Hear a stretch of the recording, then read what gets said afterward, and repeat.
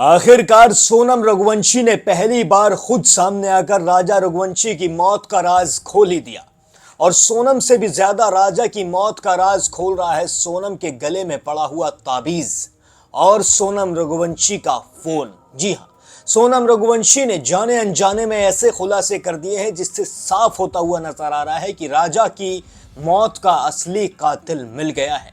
राजा की मौत की गुत्थी पूरे 1 साल बाद सुलझ चुकी है। सोनम रघुवंशी पहली बार सामने आई है। शुरुआत में तो सोनम रघुवंशी को पहचानना ही मुश्किल हो रहा था क्योंकि वो एकदम बदल चुकी है। उसका चेहरा पूरी तरीके से बदला हुआ नजर आता है। आप देख सकते हैं कि शादी वाले दिन सोनम रघुवंशी का चेहरा ऐसा था और अब जब 1 साल बाद सोनम रघुवंशी नजर आई है तो उसका चेहरा किस तरीके से बदल चुका है। साफ साफ उसके चेहरे पर देखा जा सकता है कि वो कहीं ना कहीं कुछ ऐसी चीज छिपाने की कोशिश कर रही थी जो बहुत ज्यादा बड़ी और बहुत ज्यादा खतरनाक हो सकती थी। आदाब, नमस्कार, सत श्री अकाल, peace to be with you दोस्तों। मेरा नाम है जुनैद भाटी और आप देख रहे हैं द न्यूज फीवर। शिलोंग में सोनम रघुवंशी पहली बार सामने आ चुकी है और पहली बार उसने सिर्फ एक ही न्यूज चैनल को इंटरव्यू दिया है। एक ही न्यूज चैनल को उसने इंटरव्यू देने के लिए बुलाया और ये इंटरव्यू कोई लंबा चौड़ा इंटरव्यू नहीं था बल्कि छोटा सा इंटरव्यू था जिसमें सोनम रघुवंशी से उसी के मनमर्जी के 1-2 सवाल किए गए जिसका जवाब उसने दे दिया। सवाल पूछने की जरूरत भी सोनम रघुवंशी से नहीं थी। ऐसा लग रहा था कि सोनम पहले से ही सोच के आई है कि उसे मीडिया के सामने क्या कहना है, उसे इस न्यूज चैनल के सामने क्या कहना है। ये एक इंग्लिश न्यूज चैनल है। सोनम रघुवंशी से पहले इंग्लिश में ही सवाल किए गए थे लेकिन वो इंग्लिश में जवाब नहीं दे पाई। उसे इंग्लिश के सवाल समझ में ही नहीं आए। जिसके बाद उसने हिंदी में जवाब दिए। सोनम रघुवंशी बीच में बैठी थी और सोनम के दोनों वकील उसके साइड में बैठे थे उसकी पूरी मदद करने के लिए। सोनम रघुवंशी कहीं भी अटकती या फिर कुछ भी गलत जवाब देती तो तुरंत वकील उसे टोक देते, वकील उसे रोक देते।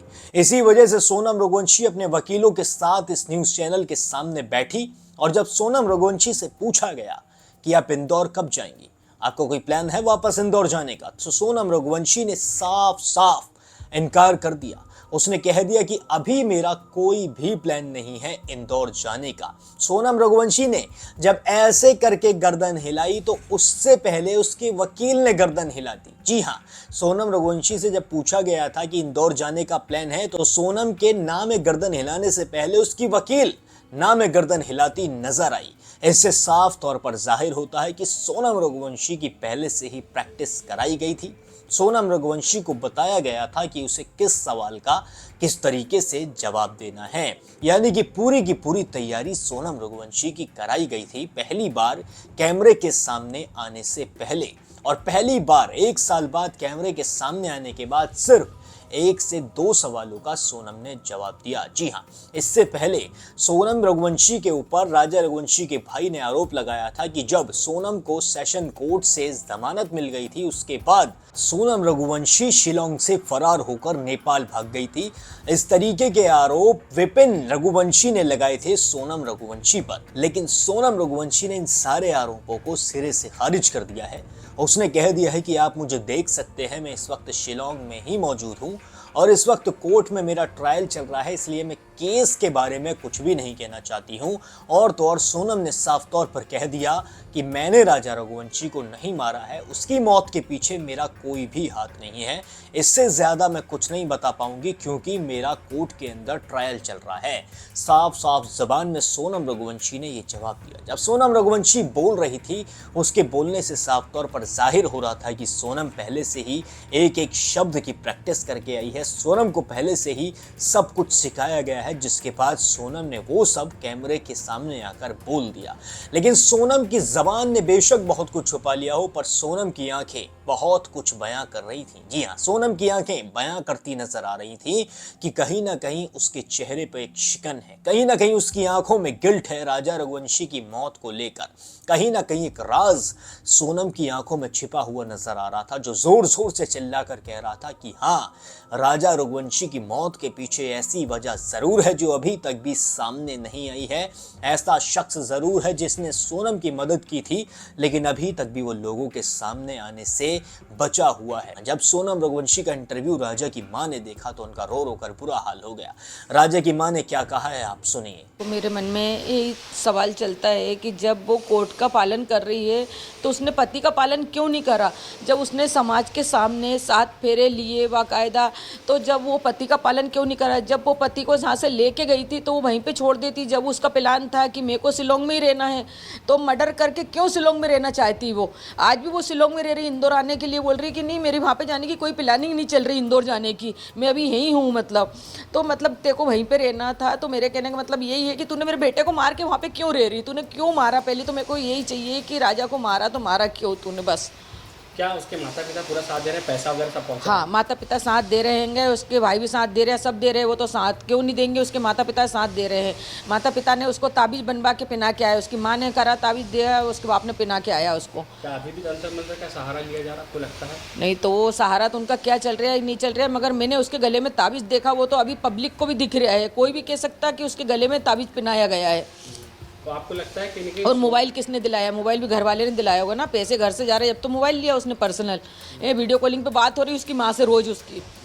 तो आपको लगता है कि सोनम पूरी तरीके से झूठ बोल रही है इस पूरे मामले में कहीं ना कहीं? सोनम झूठ बोल रही, सोनम तो झूठी है ही गई। झूठ क्या बोल रही, वो तो साफ साफ दिख रहा है सोनम झूठी है गई।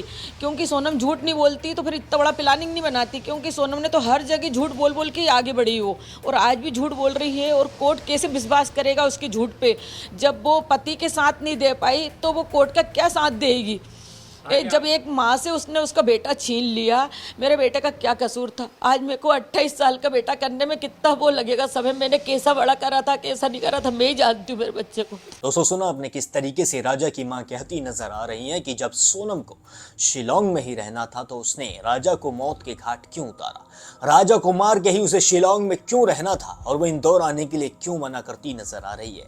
सोनम रघुवंशी पर राजा की मां ने आरोप लगा दिया है कि सोनम के परिवार वाले उसकी पूरी मदद कर रहे हैं। सोनम को एक नया फोन भी दिया गया है और सोनम के गले में जो ताबीज है वो सोनम के पिता ही उसके गले में बांध कर आए हैं। सोनम का भाई गोविंद रघुवंशी भी पूरी मेहनत कर रहा है सोनम को जेल से बाहर लाने के लिए। यानी कि ये पूरा परिवार मिला हुआ है और पूरा परिवार सोनम को वापस लाकर रहना चाहता है कहीं और सोनम के ऊपर जितने भी आरोप हैं उन सबको खारिज करवाना चाहता है। और राजा रघुवंशी को इंसाफ ना मिल सके इसलिए सोनम का पूरा परिवार इस वक्त एकजुट होकर सोनम को बचाने में लगा हुआ है। इस तरीके के आरोप राजा की मां ने लगा दिए हैं। अब आप सुनिए कि राजा के भाई विपिन रघुवंशी का इस मामले पर क्या कहना है। वो आरोप इसीलिए लगाए थे मैंने क्योंकि सोनम को जब जमानत मिलती है सेशन कोर्ट द्वारा, उसके बाद सोनम जो है किसी प्रकार से सेशन कोर्ट या हाई कोर्ट में कहीं भी दिखाई नहीं दे रही थी। इसी कारण मैंने उस पर आरोप लगाए थे मैंने। और मेरे आरोप जो थे, मैंने जो कहा था सोनम नेपाल भाग चुकी है,